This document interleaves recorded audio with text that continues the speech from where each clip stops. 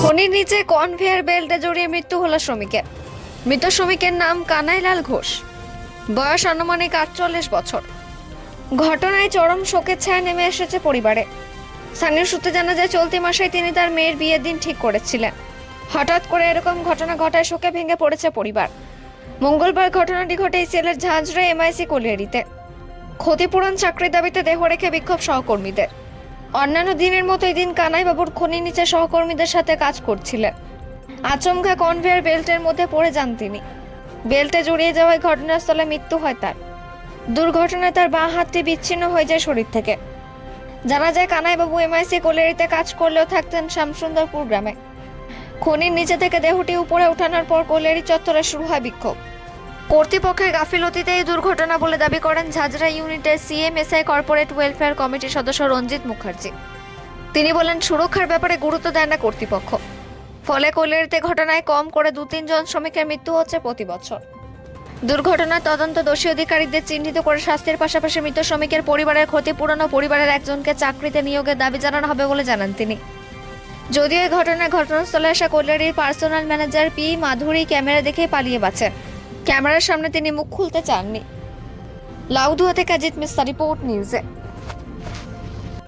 যে একটা হাত চলে গেছে, তারপর আবার হাত থেকে বিভিন্ন লোক ইনফরমেশন দেয় যে না দুটো হাতই চলে গেছে। তারপরে বলছে কেউ বলছে মারা গেছে।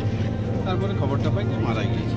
তারপর ডাক্তারবাবু দেখেছে যে মারা গেছে। একটা হাত সম্পূর্ণ আলাদা হয়ে গেছে, একটা হাত লেগে আছে।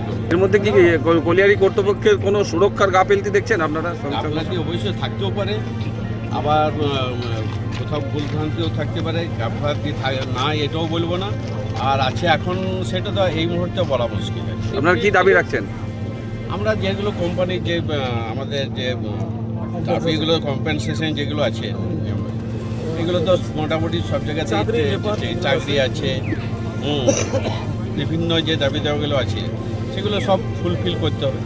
কীভাবে হলো, কেন ঘটলো, সেই ব্যাপারে আমরা পূর্ণাঙ্গ তদন্ত এবং যদি ম্যানেজমেন্টের যদি দোষ থাকে তাহলে যাতে ব্যবস্থা করা হয়, শাস্তির ব্যবস্থা করা হয়, পানিশমেন্টের ব্যবস্থা করা হয়, এবং নেগলিজেন্সি ম্যানেজমেন্টের তরফ থেকে কোনো যদি নেগলিজেন্সি থাকে তাহলে সম্পূর্ণ পানিশমেন্টের ব্যবস্থা করতে হবে। তাছাড়া কিন্তু আমরা কিন্তু এই যে অত্যাধুনিক মেশিনপত্র রয়েছে, সেখানে তো দুর্ঘটনার সম্ভাবনা কম হওয়ার কথা। এখানে কেন বারবার সামনে আসে? থাকলেও যেভাবে তাদের মধ্যে প্রকৃতির বিরুদ্ধে যেভাবে কাজ করা হয়েছে তাতে তো অ্যাক্সিডেন্ট মানে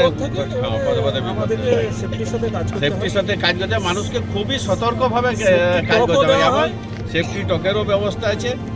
কিন্তু তবুও আমরা কিন্তু এটা দেখবো যে ম্যানেজমেন্ট আমাদের তদন্তের দাবি রাখছেন মধ্যে আছে, তদন্ত করতে হবে। কারণ এই সময় একটা প্রোডাকশনের চাপ থাকে, ম্যানেজমেন্টের একটা চাপ থাকে।